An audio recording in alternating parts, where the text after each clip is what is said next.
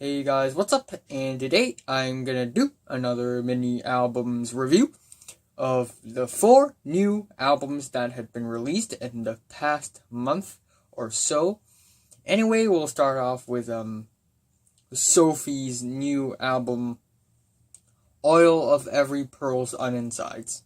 I have no idea why is that the title of the album? It's really weird. Oh yeah, before we get into the reviews, just want to inform you that when I'm uploading this, I'm at Oslo, Norway. Norway. Really cool. Anyway, Sophie is a DJ and producer, and this is her debut album. And her last release is 3 years ago with Product, which is a compilation album.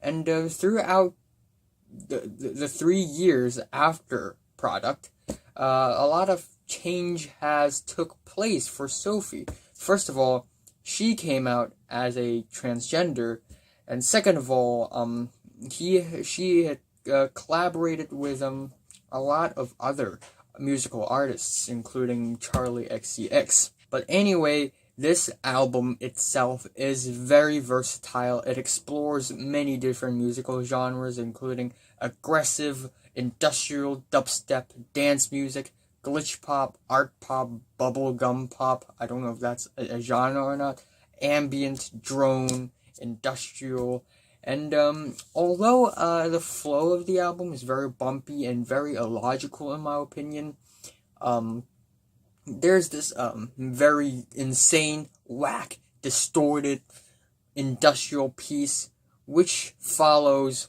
a very futuristic, slow, euphoric song, and then it follows a very drony, moody, interlude-ish song, and then it follows a very random, head-scratching, strange, I guess, piece of avant-garde electronic music, and then after all these weird, shoddy, drony, spacey pieces, we suddenly get another ambient, drony piece, so the flow is kind of illogical. Yeah, but even though the flow is kind of bumpy and illogical, the tracks on this album are still pretty mind-blowing and really inventive and innovative. And it's raining. Great. The album starts off with It's Okay to Cry, which is the first lead-up single to this album, and it is just a very earnest and humble and beautiful beginning to a very beautifully twisted album. And the vocals on this track is kind of strange because Sophie is literally using her own vocals, and it's just very conflicting, very rough around the edges as well. But yet the instrumentals are very calm, they are very atmospheric, and overall it just creates such a comforting sound. And then the second track completely blows your mind and blows you up in the face because it's Ponyboy. Like, the first track is very slow and calm and beautiful, and then it suddenly punches you in the face with 2 monstrous tracks. First of all, it's Ponyboy, and damn, the beat is very crushing, the vocals are very devilish, and you occasionally get these synths in the background that kind of reminds me of games, like old school video games, and this track sounds like BDSM. It's so twisted, it's so hungry, it's insane. And then we have Faceshopping, which is even more grotesque and mind-blowing, and damn, you get these earth-shattering, bassy, industrial beats warping and distorting loudly and unapologetically, and then occasionally you get these na na na na na na, which sounds for some reason rather innocent and naive, despite the fact that the beat art is so monstrous and so fucked. And it kind of reminds me of my friend, to be honest. Like, it's this track, because of the mix of innocent and naiveness and grotesque music, it sounds very intoxicating, very psychopathic even. And then we have Is It Cold in the Water, which dives back down into the very minimalistic, moody, spacey music. I just love the very futuristic and entrancing and watery synths, and it's such a very beautiful and epic song because of the vocals. They are very angelic and they keep on ascending. And then after this very dreamy and impactful cut, we get Infatuation, which sounds like a pretty weak and meager follow-up to this track, to the previous track. Because although I love how stunning and moody the vibe of Infatuation the track is, I love the glossy keyboards and the very alienish lead vocals, and I also really love the soulful harmonies. The synths on this track is very aimless, and overall it just sounds like an extended interlude. Again, it doesn't really stand out all that much. It's kind of boring, and the ending is not that strong, kind of just fizzled out. And then we have Not Okay. Like, after this overextended interlude, we get this even more abstract and spacey and avant-garde piece of electronic bubble pop. Can you still call it that? It's really head-scratching. It feels very random. You get these very heavily manipulated vocals kind of splashed out of nowhere. And then you get these very warpy, bassy sounds popping out of the blue for no reason, so it's real weird. And to follow that up, we get a 4-minute long epic ambient drone piece, which is very nicely composed, to be honest. I love how massive and vivid the sound is. It's very tasteful, but still, it's very strange. It has a very strange placement in the track list, and therefore I don't enjoy this track quite as much. And then it follows up very nicely, for some reason, all of a sudden, with Immaterial Girl, which is easily the most bright and sugary pop anthem of the entire track list. It's very poppy, it's very bright and optimistic and dancey. The lyrics are really weird. They kind of talk about physicality, existence, immaterialism, and it's kind of like an ode to Madonna's Material Girl. And if there's one flaw in this track, is the chords. They are very catchy and bright, by the way, but it feels like I've heard that chord progression somewhere before, in some EDM track. Anyway, the album ends off with Whole New World, bam, bam, bam, bam, bam, and Pretend World. And Whole New World is 4.5 minutes long, and Pretend World is I think about 4.5 minutes long also. And together they became this epic 9-minute long monster ending, and it's a very perfect ending for the album, because going into this album is like entering this new world of plastic people and people with masks and smiles on their face as if everything's okay, and this is the final phase of entering this world and becoming a part of this world. And it's just very dark and dystopian and very disturbing as well. I love how buzzy and twisted and abrasive the beat is. And I love the very snorted vocals, and the laser beam synths on this track is really intoxicating as well. And then it becomes more and more insane and more grotesque when it transitions to Pretend World. And I like how whenever we get the word pretend, it's always an ambient droney piece. And Pretend World is a very ambient and droney piece. The drones kind of return on this track, and very spacey, very moody, except this time there's this sinister vibe behind this ambient wall, and that's just a really nice touch. And overall, the album has really nice central meaning topic, to be honest, especially on tracks like Faceshopping, or Pretending, and Immaterial Girl, and the last track. We get these recurring themes of people pretending to be happy, people trying to sell their looks and try to look good by following the trends of our society. Especially on the track Faceshopping, I think the meaning under is conveyed really well and obviously. And all these social media, all these plastic surgery, and the things that people do in order to make others appreciate them. It's so toxic. It's so disgusting, but that's humanity. There you go. So, yeah, I do like this album, and the worst is not okay. The best is, I never thought about it. Probably, It's Okay to Cry. I'm giving, Sophie's Oil of Every Pearls on the Insides. I have to remember that. A 7 to an 8 out of 10. Enough said, because the next album I'm going to talk about is the new 9 Inch Nails LP, Bad Witch. Trent Reznor and Atticus Ross is back, and this album is only 30 minutes long. What in the world? That's why it's kind of minimalistic, and it's real experimental as well. And it kind of acts as a sequel to the 2 EPs they had released prior to this album.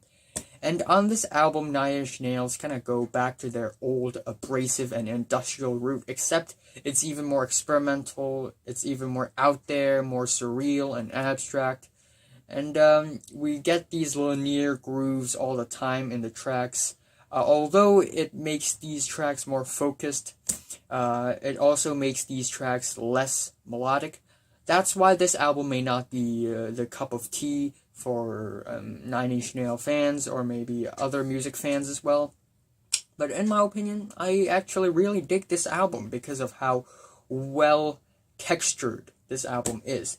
The album starts off with Shit Mirror, which sounds like a musical riot. It's really insane with the maniacal beat and the riotous riffs. And I also really dig the sassy and very heavily manipulated and blurry and murky vocal snippet. I also really dig the warpy synths during the chorus that goes up an octave. What am I even trying to say? I also really like the warpy synths during the chorus that goes up an octave all the time, sorta, if you know what I mean. So it's a really colorful and exciting album opener, to be honest.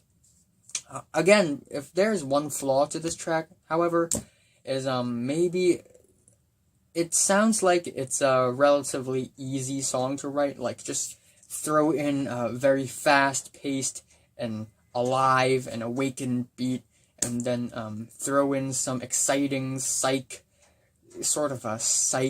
styled guitar riff, and you get this song. However, it's the crazy synths and the vocal snippets that make this song sound, I guess, a little more special. And then we have Ahead of Ourselves, which is, again, may sound like it's an easy song to write because you can simply throw in the very noisy, repetitive beat, and you can throw in some repetitive guitar riffs that are not too hard to write, and then you get the song similar to this. But there's still a quality to this track that kind of suggests that it's not that easy to write. And I also really love the jittery, angsty vocals of Trent on this track, and it is layered with so many effects. And overall, this track has such a surreal and abrasive texture, and this track also has a very strong finish that I dig. And then the third track is Play the Goddamned Part, which is a really strange and unexpected experimental ambient industrial jazz track, deflated horn rock track. It's really weird, it's really atmospheric and distorted and warpy, and you get this very constant, thumpy 8/8 beat. I think it's an 8/8 beat, or was it 4/4? I can't really tell because of how messy this track is. And we also get these thumpy, stone cold pianos that I really dig, and these intense, chaotic, out of control horns. And there's a lot of tension being built on this track as well, which I really love. And overall, as an instrumental track, I actually really dig this. And then we have God Break Down the Door, which is almost a perfect follow-up to the previous track.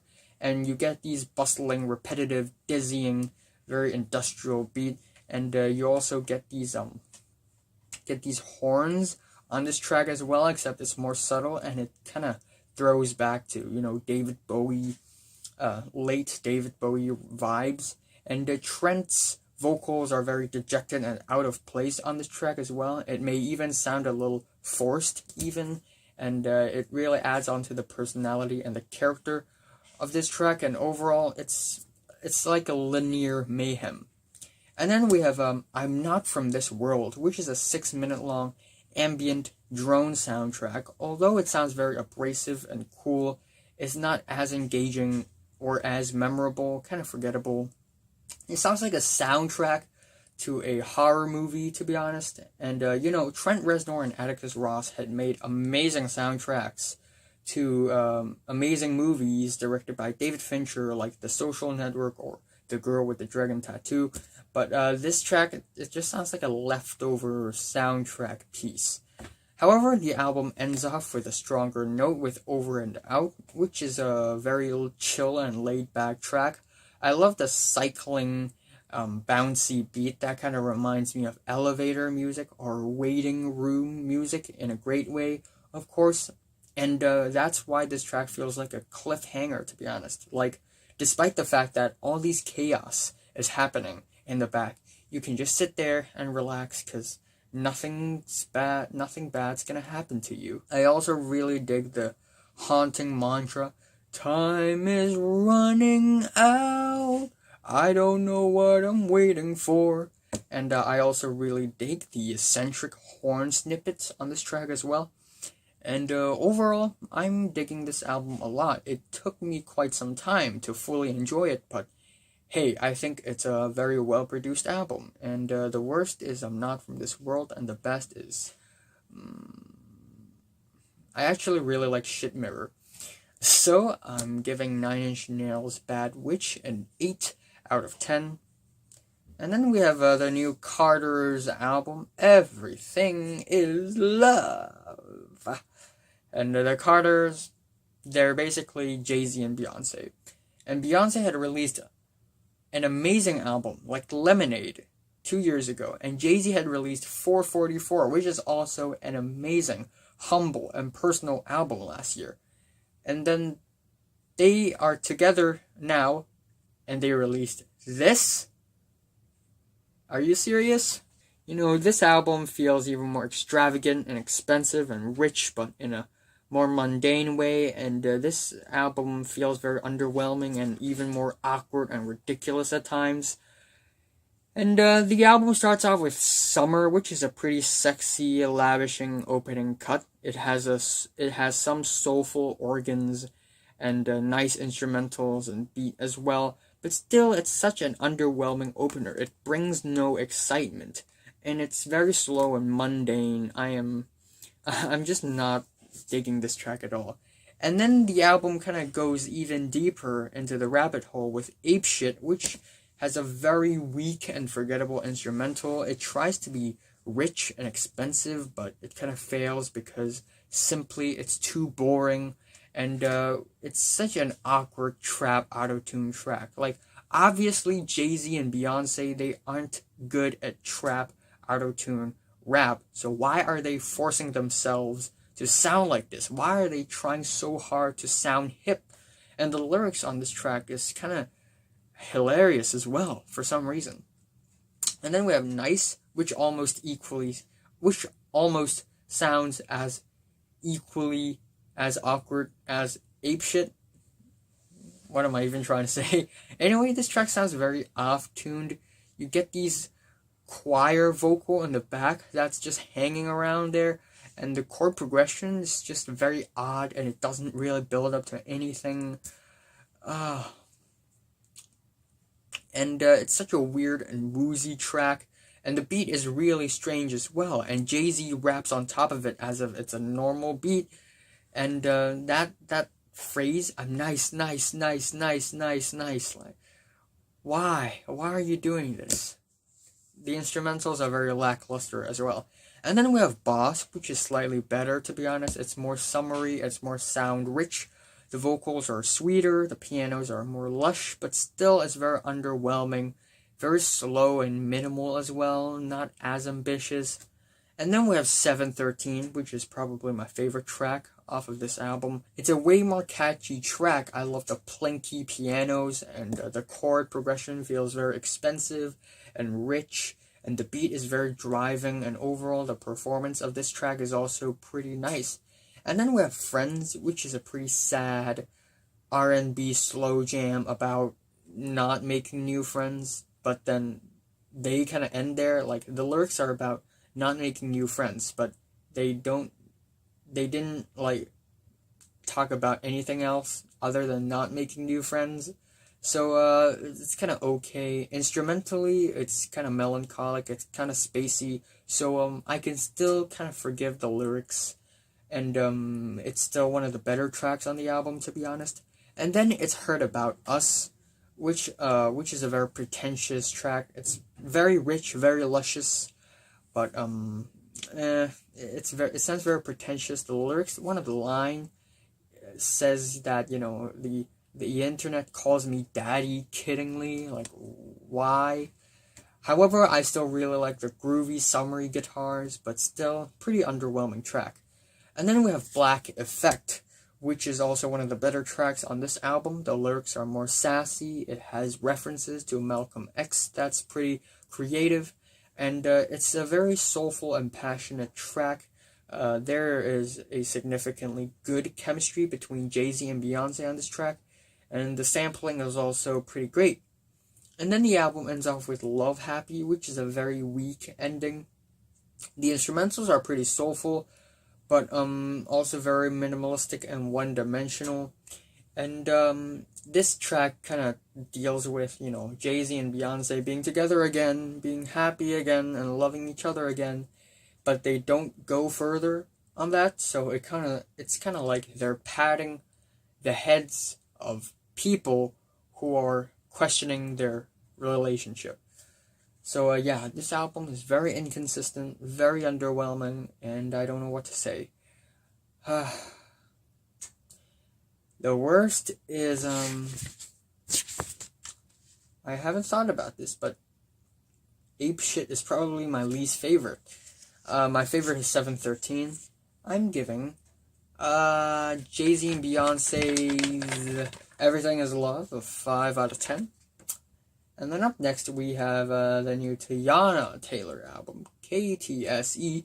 Keep the Same Energy. So actress, singer, model Teyana Taylor, who is the same dancer on that Fade music video, note that, comes out with a new album, K.T.S.E., which is pretty much the 5th installment to the Kanye-produced albums. And previously we get Daytona, which is pretty good, Yay, which is pretty good, Kitsy Ghost, which is great, Nasir, which is and then this album, which is even worse in my opinion. I don't know why. Like R&B is clearly not what Kanye West is good at, and Teyana Taylor isn't like a great singer either. His singing chops are pretty average. It's not distinct nor unique at all, and the R&B tracks on this album, they are not very fiery, not very memorable. They're kind of so-so. They're decent, I guess. The album starts off with No Manners, which is kind of an underwhelming start, to be honest, although it kind of grows on me a lot. I love the sentimental strings on this track, but Teyana Taylor's vocals on this track is kind of weak. It's kind of overshadowed by the very strong and thick instrumentals, but still, I got no man, but I got a man, but I got no manners. It's still a very nice little opener to the album. And then we have Gotta Love Me, which sampled the same sample that Nicholas Jar used on You Gotta Love Me and Scream. But it's a very soulful R&B mix, to be honest, but still it sounds very awkward and underwritten. It tries to be very lighthearted, I guess, but then no, because it's kind of bland. And then we have Issues/Hold On, which is probably one of the best tracks on the album.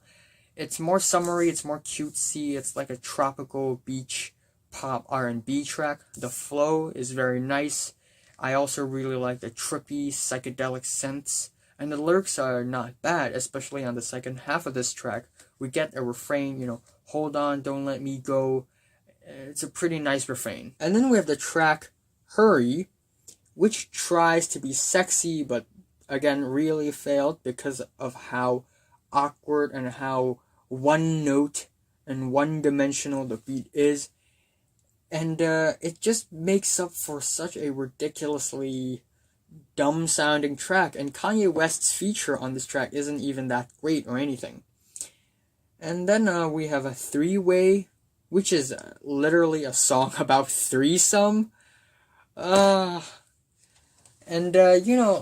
know, sometimes sexual fantasy depicted in a song can be really vivid and really interesting and attractive, but on this track, it just completely flopped and fell flat because of how boring the beat is and how basic the lyrics are.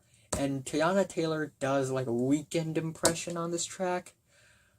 Three-way, really? And then we have Rose in Harlem, which is, again, probably one of the better tracks on the album. The vocal samples are very haunting, and I love the Rihanna style of the vocals on this track. And overall, it's a pretty passionate and colorful and flavored track. And then we have Never Would Have Made It, which is a pretty decent, average little nostalgic 90s R&B ballad. That's not that bad. And then we have WTP as the ending. First of all, this album is 8 tracks long, and all of the previous Kanye-produced albums are 7 tracks. Why is this 8 tracks long? And then they ended off with WTP, which is a real weird closing track, like Fade to The Life of Pablo, except Fade isn't actually the closing track of The Life of Pablo. It initially is, because the reason why I say this is because this track is sort of like a 90s house R&B mix, not even R&B, just house song. And the beat is very obnoxious. It's kind of catchy at first, but as it goes on, it becomes very obnoxious. And it keeps on repeating this phrase, what is pussy, what is pussy, what is pussy? Like, what do you think a pussy is? And what's even more stupid about this track is that what is pussy doesn't even spell out WTP. It spells out WIP. Or maybe I'm wrong about that. Maybe WTP means something else. But damn, is this a stupid track? But instrumentally speaking, it's still okay. The worst is Hurry. The best is Issues, Hold On. I'm giving Teyana Taylor's K.T.S.E a 5 out of 10. So, have you listened to 4 of these albums? From 1 to 10, how much would you rate them? Like if you like them, hate if you hate them, and subscribe if you want more.